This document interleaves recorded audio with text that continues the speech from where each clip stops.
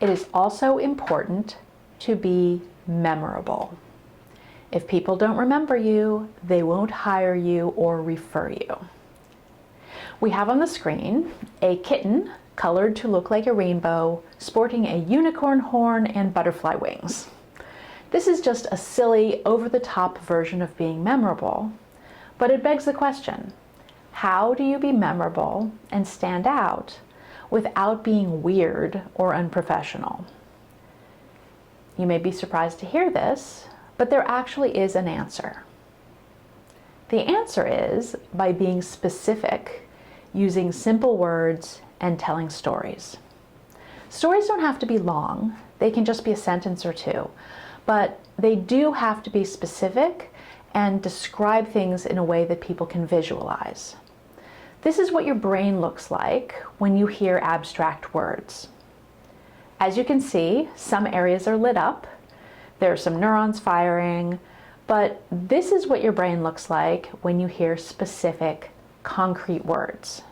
The kind of words you use when telling a story. You have a lot more neurons firing, producing bigger, brighter patches of color. Usually, when people are asked what they do, a mediator might say, "I help with civil disputes," or "I mediate family law cases." Although I do know what civil disputes are, I still don't really know what you're talking about because you're not being specific. Same with family law. I know enough to nod and smile, but it's not enough to get me to actually think about or engage with what you're saying. Here's an example. By default, someone might say, "I mediate probate cases." But what if the person said something like this? You know how after someone dies, the family members can be at each other's throats over the inheritance? Well, I help people resolve those issues in a way that helps them repair the relationship rather than tear it further apart by going to court. Second one's a lot clearer, isn't it? It tells a story. It taps into emotion.